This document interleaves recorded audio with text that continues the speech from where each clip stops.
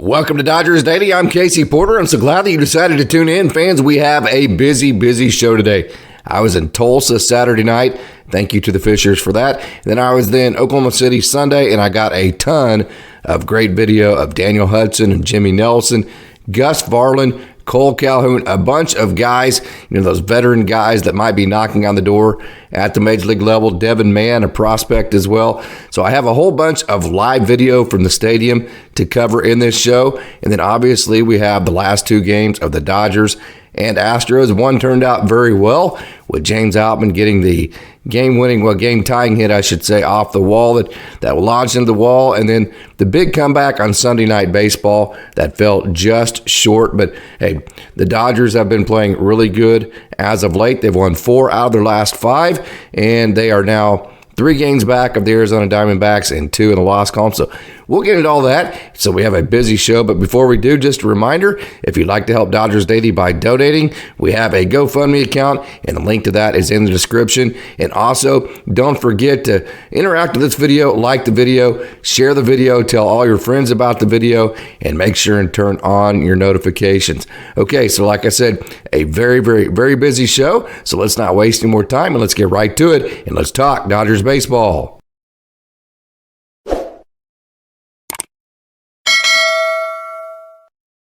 So the Dodgers are 43-34. They're in third place of the NL West. They're a half game back behind San Francisco, 3 games back behind Arizona, who keeps playing really good ball. And I listened to and watched a little bit of that San Francisco and Arizona Diamondbacks series over the weekend. Boy, San Francisco really had a chance to win the game on Sunday. They had a base running blunder just like the Dodgers did a couple of games ago in the 8th inning of the game on Sunday. Otherwise, they may have won that game, and the Dodgers would not have given that game back on Sunday, which kind of hurt. But, hey, you've been playing good as of late. But that was a good series. So Arizona, the San Francisco Giants got the better of them over the weekend. San Francisco has just been playing phenomenal baseball. They will not keep up this pace. And so, hey, the Dodgers, again, 3 games back of first, 2 in the loss column. So you're in control of all of 2 games. I've talked about it. Let's get that loss column and or just overall, let's get that down to around 1 here in the next couple of weeks. Again, and certainly before the All-Star break, I've talked about this several different times. The schedule favors you. You have Colorado, you have Kansas City, and then Pittsburgh. So, hey, got to go out and do it, but this needs to be a really good stretch. And you've gotten that jump started by winning 4 out of your last 5 games. Very scrappy weekend. I've talked about on several different occasions, hey, you haven't been able to hang your hat on any one given thing because you've kind of had that whack-a-mole type of year. The bullpen had been leaky, and then the starting pitching had been good. Well, the starting pitching has been a little bit more leaky lately, and the bullpen's really good. The offense had been great all year, but yet the starting pitching and bullpen wasn't good. But you can rely on the offense. Well, the offense hasn't been quite as good lately. So, hey, the whack-a-mole definitely continues on. As far as, over the long grind of a season, what parts of the team can you hang your hat on? The one thing that I've said all year this Dodgers team has been, they have been scrappy. And you saw that on Saturday and Sunday. Saturday, you got down to the big deficit, came storming back. Jamesoutman got the big hit. You eventually win the game. And then Sunday, you came back. Willsmith hits the home run. You just couldn't quite close the door. Couldn't get a runner moved over. Miguelvargas is struggling pretty mightily right now. We'll talk about him here in just a minute and some of the options for him. And then the Astros come in and score. Yencyalmonte hangs a slider. They score a run in the 11th inning, and the Dodgers end up losing that game. So a difficult way to end the weekend, but a good last 5 games to get yourself right back into contention and right up there to where just a little good spell here. And, maybe if Arizona and San Francisco fall back a little bit, you're right back there in first place. Okay, so the pitching. Couple of shaky starts, no doubt about it, from Bobby Miller. Bobby Miller, hey, when things are good, they're good. When they're not, he tends to, I've talked about, he's not necessarily, I wouldn't call it composed. I would just call it competitive. Okay, so sometimes that competitive nature works for you. Sometimes it works against you. Got to learn how to pitch with emotions, not be emotional. I don't think he's conquered that aspect of the mental game yet. So he had a shaky start, second one in a row for him. And then obviously Tony Gonsolin, he gave up the 5 runs in the 5 innings. And, the thing about that is not only do you give up the runs, but you don't have the distance either. But having said that, the starting pitching has averaged going about 5.5 innings over the last 4 games, and they've averaged giving up just a touch over 3 runs. And then you also had the bullpen game too. So although you had the 2 shaky starts, also throw in there the Clayton Kershaw game, and then the Emmett Sheehan game, and the bullpen game. All in all, it hasn't been that bad. Like I said, just 3 runs, 5.5 innings. Okay, the bullpen. How about the bullpen? The bullpen has really turned it around. I've talked on a couple of different occasions. I think the Dodgers, in my opinion, have in-house. I'm going to cover Daniel Hudson, Jimmynelson, Gus Varland too, who are in AAA Oklahoma City right now. But I think the Dodgers have what they need in-house. Of course, we saw the acquisition of Ryan Brazier. So the bullpen has given up just 1 run in the last 28 and a third innings. Wow, that is incredible. Okay, Yencyalmonte, I'm gonna say it right off the bat. Okay, that slider sweeper pitch, really good pitch for him. The Dodgers moved him to a 4-seam last year. He incorporated the 2-seam back in this year. He's hanging too many sliders right now, no doubt about it. Okay, he gave up, but he was not credited with an earned run. When you go extra innings and you have the runner that starts at second base, if that runner scores, that does not count towards your earned run. So Yencyalmonte, although he gave up the automatic runner run on Sunday night, okay, he has been actually pretty good. Actually, he's been very good as of late.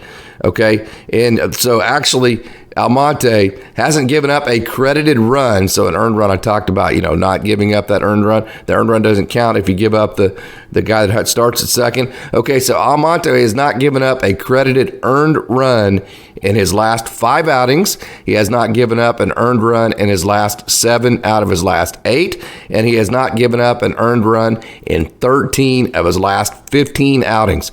So Yencyalmonte, we've talked about his ERA is over 5. He's been kind of up and down this year. As of late, although, like I said, he did give up the run on the hanging slider to the runner that started at second, he has been just absolutely fantastic in his last 15 outings, and he has given up just 3 earned runs. Okay, 3 earned runs in his last 15 outings. So, like I said, very, very, very good. As of, I wouldn't even say as of late. That's a pretty extended period of time. Brusdargraterol, I talk about all the time. I think he takes on too much criticism from Dodgers fans, and the biggest one is that he doesn't strike enough guys out, although he has the 100-plus fastball, which is a legitimate complaint. He doesn't strike a whole lot of guys out, and that's because he doesn't have very good extension, and extension meaning he doesn't get down the mound very well, and so he's having to throw the ball actually quite a bit further than most pitchers do because he doesn't have a very long stride. And so his perceived velocity, although the actual velocity may be around 100, the perceived velocity is quite a bit less than a lot of other pitchers that get down the mound really well, like an Emmett Sheehan type of guy. But Brusdargraterol, although he doesn't strike a whole lot of guys out, he doesn't walk anybody either. And so on the year, he actually has a strikeout to walk ratio over 5. So I think you would, anything over about 2.5 as far as a strikeout to walk ratio is good. So although he doesn't strike out a whole lot of guys, he doesn't walk anybody either. And that strikeout to walk ratio has ended up being really, really, really good. And that's led to an ERA on the year of just 2.12 and a whip. His whip isn't elite at 1.18, but the ERA is very good and the strikeout to walk ratio is as well. So Brusdargraterol has not allowed an earned run in his last 3 outings. He has not allowed an earned run in 7 out of his last 8 and 18 out of his last 20. So this dude has been absolutely nails. He is a guy that you can rely on, okay, and he has given up just 3 earned runs in his last 20 innings. He has been reliable. So Brusdargraterol, again, although he should strike out more guys, again, the strikeout to walk ratio has been good. He's been reliable, and he's been very good with a low ERA. Calebferguson, 6 scoreless outings in a row, and then evanphillips, What more can you say about him? A 1.99 ERA, whip of just 0.76, 37 strikeouts in 31.2 innings.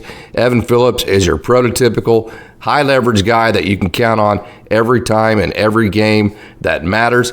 Just 7 walks. So, hey, high strikeouts for him, not very many walks. And Evanphillips has gone scoreless in 7 in a row and 8 out of his last 9. So the pitching, especially the bullpen, the starting pitching has been better than I think it's been perceived, because you've had some really good starts with Clayton Kershaw, Emmett Sheehan mixed in there. Then you also had the bullpen game.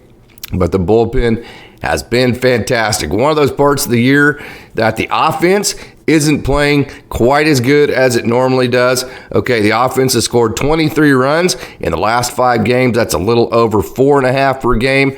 I've talked about the formula. The starters going 6 innings, giving up, 4 runs or less. That would probably equate to 5 to 6 runs a game that you would give up, which I think the Dodgers can cover. Well, in the last 5 games, they've only scored 4.5, so it wouldn't cover that. But having said that, you've won 4 out of 5 of those games.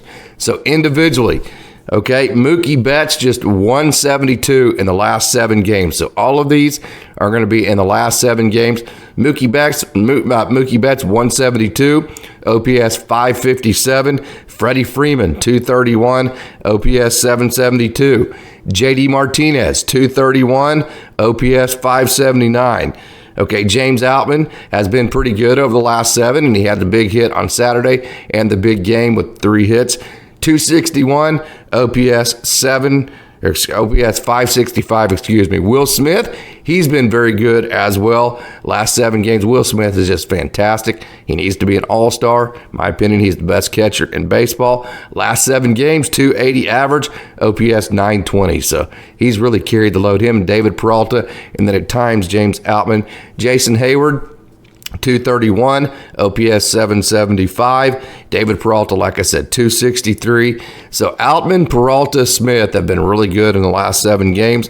Peralta, 263, OPS 754. And then Michael Busch, who's had some big hits and better at bats, 227 in the last 7 games, OPS 556.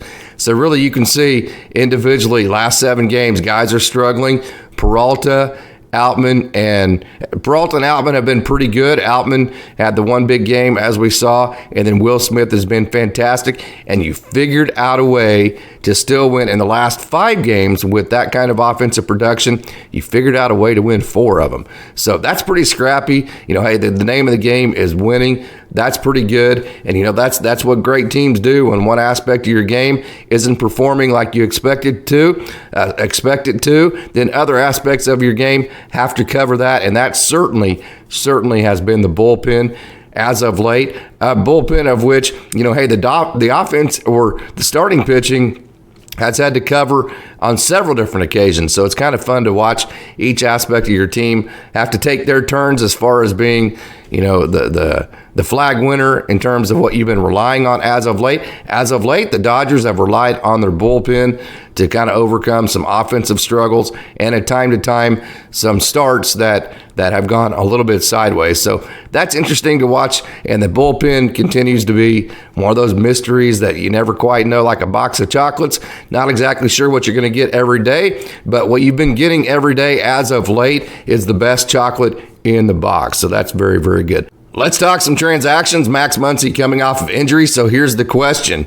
Do you leave Michael Busch and Miguelvargas on the same roster at the same time? Okay, if Max Muncy slides in at third base, do you continue to have Miguelvargas play second base, who's hitting 202 on the season and is hitting less than 100 in the last 7 games? Or are you impressed enough with Michael Busch to say, hey, let's make Michael Busch our everyday second baseman for a while, and let's play him at second base over Miguelvargas, and then figure out, either get, some continue to get Miguelvargas some major league at bats from time to time, and or, maybe think about resetting him at AAA Oklahoma City, or maybe do you move Mookiebetts to second base, put Jason Hayward in right field, Jamesoutman in center, and Dave Peralta in left. So there's some options there. I'll be interested to see which way the Dodgers go with that. And then, Yanni Hernandez, he was called up over Devin Mann. I just released an interview with Devin Mann. I'm sure, for some, and of course, we've had comments, disappointing that Mann didn't get the call in that setting. A super utility guy that can play everywhere. But the reason why the Dodgers chose that is that Yanni can play shortstop. I know Devin Mann has played shortstop, but it's not a position that he's real comfortable at. It's not a natural position. Obviously, and Yanni is more natural at shortstop, and so that is, in my opinion, I don't have any inside information on that, but in my opinion, that is 100% the reason why the Dodgers chose Yanni Hernandez over Devin Mann in that setting. So Yanni Hernandez back up with the big club. So that concludes our show on the LA Dodgers section of this show for today. But hey, time now to move our attention to the minor leagues. So let's not waste any more time. Let's take a trip down on the farm.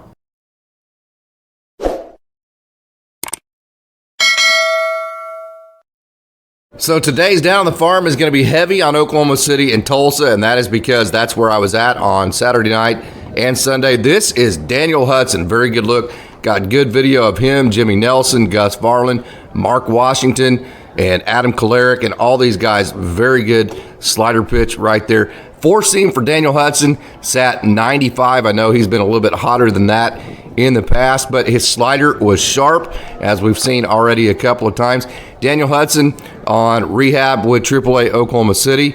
Okay, so, not quite sure exactly when he'll come back, but he threw 15 pitches in this outing. He threw 13 strikes, so that's very good. And when you sit 95 with a good slider, hey, this is the piece. You talk about him and Jimmynelson, maybe a Gus Varland or somebody like that. That would be the equivalent of a pretty darn good trade if you went and got three relievers in the trade market. I'm not sure you could go find three relievers that would be better than maybe a Daniel Hudson, a Jimmynelson, and or a Gus Varland. So you can see right here that fastball, there's a good play right there. I'm going to go ahead and watch that again. That is Jahmai Jones making that play at second base.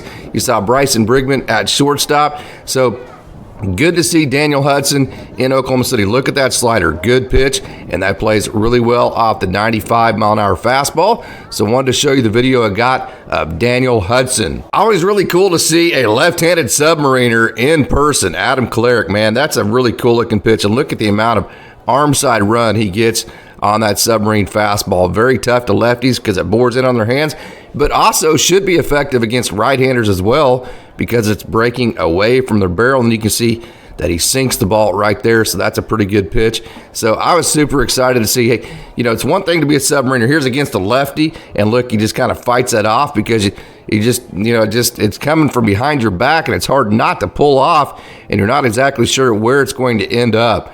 So I wanted to see exactly how Adam Kolarek balls play, and I love that pitch right there. And I was very impressed with the amount of arm side horizontal movement he gets on his pitches, 2 in a row right there to right-handers, although neither one of them were strikes. So here's good video of Adam Kolarek, who pitched Saturday. So, hey, maybe a left-handed bullpen piece that has big-time Major League experience. And I'm going to say it again. If you go out in the trade market, are you going to get a guy that's more talented than, say, Adam Kolarek, that has more of a pedigree as far as postseason success? So, hey, it'll be interesting to see. We've already seen the Ryan Brazier deal, but if the Dodgers choose the trade market for the bullpen, or if they just leave who they have, you saw Phil Bickford go back up, leave who they have and try to work the pieces out. We've seen it go very successful as of late. Or do you incorporate a couple of these pieces from AAA Oklahoma City? So here is Jimmynelson from his outing on Sunday. He threw 11 pitches. You see right there a good little off-speed pitch.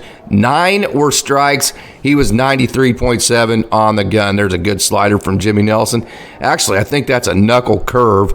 He threw more right there. That's a knuckle curve as well that you're seeing from Jimmynelson. That knuckle curve has 54 inches of vertical break. His slider was very good too. So although 93.7, although I can't believe I'm saying only 93.7, that, to me, that just is mind-boggling. There's another knuckle curve right there.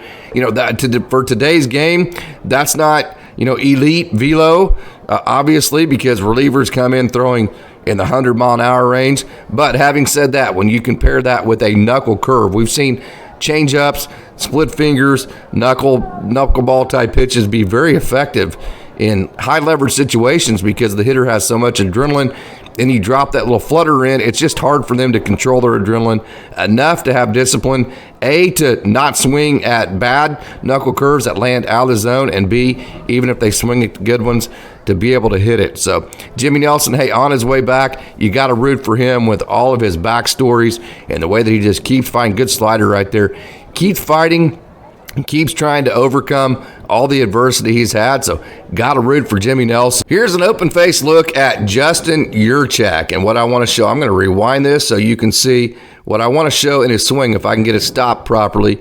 He is, I call this an east and west type hitter. Okay, see how his hands came right here, and he's turning the barrel this way. He's turning the barrel this way, whereas a lot of guys now turn the barrel like that. So that's an east-west type hitter right there, and you can see how flat his barrel is. As a matter of fact, his barrel is flatter than his angle of his lead arm right here. And typically speaking, more of a north-south hitter, the barrel and the bat angle will be like this, and it'll match that front arm. But you can see the barrel angle actually is, a more positive bat angle than his lead arm is, which is a very east and west type of setup, which means that he's going to have, his barrel is going to be in the zone for a long time, and he's going to hit for a higher average, but he's not going to get the ball up in the air as much as a north-south type hitter would. So you're not going to hit as many home runs. So, hey, I wish the Dodgers had more swings like this, guys that are just trying to get base hits, guys that are just trying to hit low line drives and hit the ball hard. That's why I love Justin Yurchak's swing. Like I said, I wish the Dodgers had more of them. All right, continuing on our theme with guys that, hey, maybe they can help the big club as far as bullpen pieces. This is Jake Reed. He was 91-92. Okay, you say, well, that's not a whole lot of velo. Again, I can't believe I'm saying that 91-92 is something to sneeze at in terms of velo, but that's the day and age, again, we live in. But, okay, and he was throwing a sinker, which has good movement. 89-90 on the four seam, 91-92 on the sinker. Okay, but the slider, okay, was getting 42 inches of vertical break, and because of that, because it had so much movement to it, it had a 29% whiff rate, and the sinker, okay, the 91-92 sinker had 32 inches of vertical break. So that's a lot of downward movement to a pitch that's moving 91-92, and it had also 18 inches of horizontal movement. So when you're 91-92 and you're getting that kind of movement, that's why he also had a 32% whiff rate on that sinker, although it sat 91-92. So that's a pitch to where if you come through and a guy sees the lineup, it goes to the lineup and every hitter only sees him once, and he has that kind of movement on a 91-92 mile-an-hour fastball, he could probably have success against the other team's hitters at least one time through the lineup. So, and we've seen Jake Reed come up and down. He's been kind of that Energizer bunny in the sense that it just seems like, he just will never quit, and he's always right there and the Dodgers love bringing him back year after year and seeing it if from time to time you can help the big club. So, hey, wanted to give you a good look at Jake Reed. 6'7", Mark Washington. I love getting to watch him pitch. I get pumped every time I get to see him pitch. He has great vert, meaning, okay, 6'7", but yet, hey, he's able to carry the top of the zone very, very well. And although he carries the top of the zone very well, it still has enough downward movement, quite a bit of it, to where it's very difficult for the hitter to hit. He sat 94.3. He topped at 96.4. Mark Washington went scoreless in 2 innings, and he dropped his ERA down to 3.23, his whip down to 1.13, and he's posted 9 scoreless outings in a row. So Mark Washington's on a heater. I love this young man. I had an interview. I just released his interview, gave a big shout out to Lehigh and Episcopal Academy. He's so thankful for his experiences there. I really, really hope, kind of like they have Nick Robertson, I've lumped those two together. I mentioned that in the interview. I really hope the club gives Mark Washington a shot at the big league level. He deserves it. He's good enough to be a major league pitcher. He's already 27 years old, and he's done everything the organization has asked. So, hey, I hope he gets a bone thrown his way someday. He deserves it. Mark Washington. So on the position player side, here is Drew Avans, a good open-faced look at him, kind of like Justin Yurchak. Going to show you this swing right here. Watch out. Hey, definitely not a lifter, not a modern-day lifter. Okay, so we're going to see the hands actually go down at the baseball here. Watch it here. Watch the hands here. go down at the ball. I love that swing right there. Okay, that is just old school. You know, a lot of guys like to lift, and he's hitting that ball a little bit out in front, so he rolled over that one. But I just love the Dodgers need more guys like this that are just literally trying to hit the ball hard and hit low line drives, not trying to lift the ball, not trying to get the ball in the air. And because of that, Drew Avans, he is just a fantastic table setter. He had 3 hits on Sunday. He scored twice. He had an RBI and 2 stolen bases, man. So, hey, you need guys at the top of the lineup like this that, like I said, are just trying to hit line drives, trying to get on base, can steal bases, will score runs. So I love this guy's game, Drew Avans. I love the way he plays. And, by the way, it's not like he can't hit home runs. He has 10 home runs on the year. So, you know, Drew Avans, very good player. He's kind of like in the Mark Washington category, getting older and hasn't been in the major leagues yet. I just hope the Dodgers at some point throw him a bone and get him in the major leagues and let him show what he's capable of doing. This is recently acquired Kole Calhoun from the front. Calhoun, I've talked about in the past, has had some lift in his swing. I'm going to back that up and show you his swing from the side so we can kind of see some of the adjustments he's made. So if you look right here, watch the hands. See how the hands are coming down to the ball again?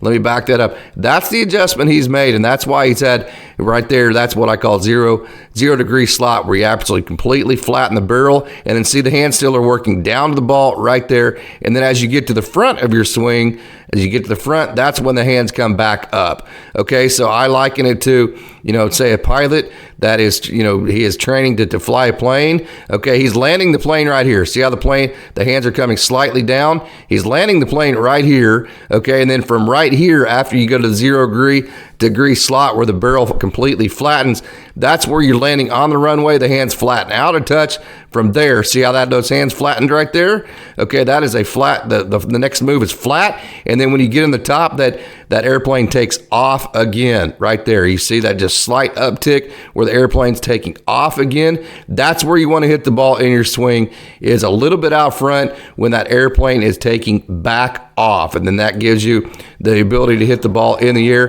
That is a picture-perfect swing there from Kole Calhoun. If you were to teach somebody, hey, how do you go slightly down to the ball, flatten out in the middle of it, and then take back off in the front of it? Here's a look at him from the backside. That is a picture-perfect adjustment he's made. Picture-perfect swing for him, and that's why he's having success. He had 2 hits on Sunday, and he's hitting .298 OPS of .817, and he has multi-hit games in 2 games in a row and 3 out of his last 4.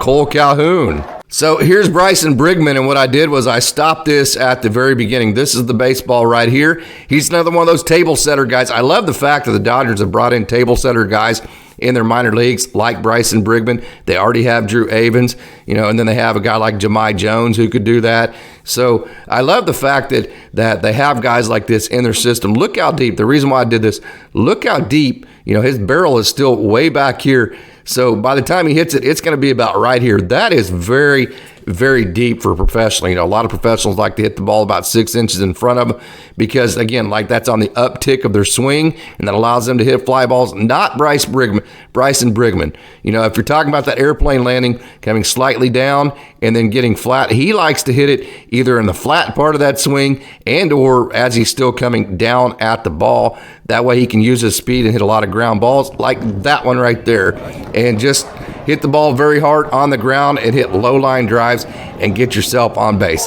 That is a classic table setting swing for Bryson Brigman. Let me show you this again. I'm going to show you to you from the front side. Okay, watch the hands. Watch the hands. See how the hands are coming down? Let me show that again. Hands are coming down to the ball right here. And then as, you know, that last one he hit about right there, which would still be on the down tick to his swing, which is going to allow him to hit ground balls. This one he's a little bit early on, but even being a little early, look how the hands never go up. Okay, the hands still keep going down to the baseball. That is absolutely classic table setting offense from Bryson Brigman. And so, you know, hey, I think the Dodgers need a little bit more of that. So this is Diego Cartaya, and the reason why I say this, he hit a home run on Sunday, which was very, very good. Okay, and then so what I wanted to say about him is, okay, I sat next to his parents on the game Saturday night. What wonderful people. This is a wonderful family. Diego Cartaya, one of the most humble human beings that you will ever meet. Not going to sugarcoat it. He struggled this year, and I can tell you for a fact he has felt the fact that he's gotten all this attention. He's a Dodgers #1 prospect, the #1 prospect in one of the most recognizable franchises in any sport. That's a lot of pressure to deal with. It's not pressure. It's not a situation that he asked for. He's not a guy that likes to go show off and be brash and be the guy that says, hey, look at me. He's not that guy. He's a very humble guy and one of the nicest human beings that you will ever meet. So he didn't ask for all that attention. In my opinion, it's affected him. He's allowed it to get to him. It's affected his performance. But having said that, if you're going to be in the Dodgers and if you're as good as Diego Cartaya, it's also something that you have to learn how to deal with because that attention and that pressure is always going to be there. So from that perspective, I think this is just a great experience for Diego. He wouldn't tell you that right now because his numbers don't look great. But it's a situation mentally that you have to figure out in the minor leagues. You have to work through it. While you're still in the minor leagues, he's still in that process. He will figure it out. At some point, he'll go, you know what, I'm tired of worrying about this. I'm just going to go out and be Diego Cartaya and be the player that I can be. And at that point, I think you'll see him, as far as the numbers go, be where you want them to be. So wanted to get that narrative out on the Dodgers #1 prospect, Diego Cartaya. Speaking of catchers, got to see Carson Taylor again in person. I love this young man's left-handed hit tool. Young man out of Virginia Tech. I talk about him all the time. He was a switch hitter. He has decided to scrap the right side. Look at that swing. Just very short, very compact. Let me back that up just a touch. Not a whole lot can go wrong with this swing. Going to stop it right here. Okay, watch the hands. Straight down to the ball right there. And that's a pitch even on the top of the zone, and so no lift really to that swing until you get to the very front. See, you can tell right. Let me get back this up just a touch.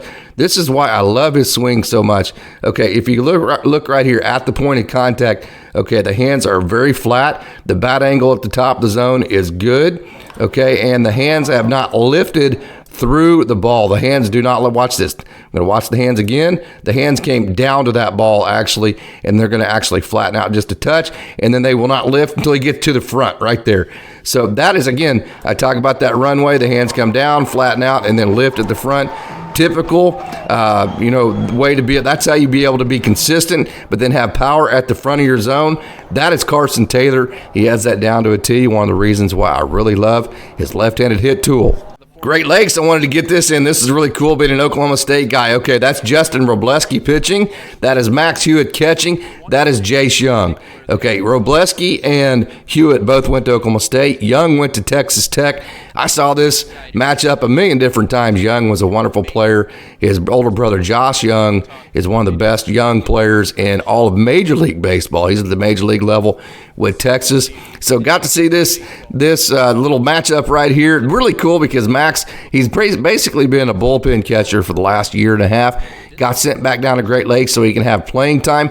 Max has played first base, second base, shortstop, third base, you name it, catcher, and he got to catch Robo throwing to Young in this outing, and they actually got Jace Young out, so this was really cool. And I told you about Justin Robleski, those guys that at some point you're going to go, who is this guy? Where did he come from?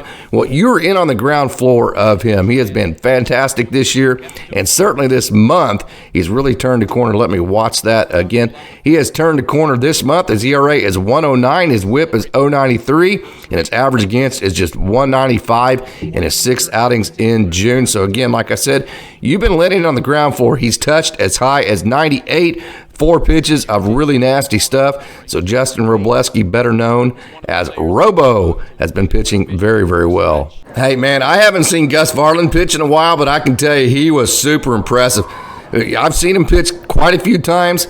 His stuff is jump, man. I mean, he's 98, and I'll tell you, his slider is very explosive. Sunday, he was actually 97.1, but his fastball only had, check this out, 13 inches of vertical drop, and so that tells you right there. And his spin rate on the 4-seam for Gus Varland was 25.67. So when you're talking about a ball that's not dropping at all and it has such a high spin rate, that's a 4-seam right there, that pitch. That's a 4-seam that is riding the top of the zone big, big time. This dude is Major League ready right now. He started the year in the Major Leagues with the Milwaukee Brewers after he got Rule 5. Look at that 4-seam and the right on that. I'm telling you right now, he has a bulldog mentality. Gus Varland is as good as any pitcher that you could go get on the trade market. I'm going to say that. I'm telling you, man, the spin rate of 25.67, the little amount of vertical drop to that four seam, matched with the slider, the bulldog mentality, again, major league experience. Man, this guy needs to have a shot at the major league level. The Dodgers need to see what they can do with him. Definitely want to show you this home run from Griffin Lockwood Powell. Man, watch this. Not even in the scene. Boom. Did you hear that? I'm not quite sure if you heard that. Let me play that back and turn the volume up on this. I'm going to turn this up all the way, and I'm going to let you hear this. Did you hear that one more time? To left. Boom. That stud you just heard right there, that is the ball hitting the scoreboard.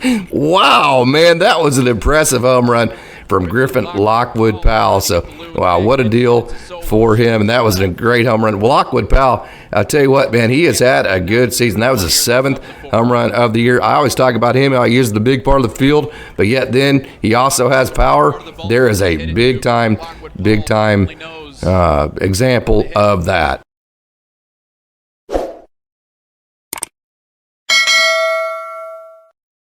So there you have it. There's our show for you today. It was a busy show. Again, I was in Tulsa on Saturday. I was in Oklahoma City on Sunday. So didn't get to a whole lot of Great Lakes action. Didn't get to Rancho Cucamonga. But I promise you there will be a lot of that in the upcoming shows. But had a little bit too much of my own video that I had that I wanted to get to. And wanted to make sure and cover all of that. So, hey, I hope you enjoyed today's show. I hope you tune in tomorrow. Also, just one last reminder, if you like this video and you want to donate, we have a GoFundMe account, and the link to that is in the description. Also, hey, don't forget to like this video, leave a comment, and tell all your friends, and share this video, and don't forget to turn on your notifications. As always, thanks for tuning in, and go Dodgers.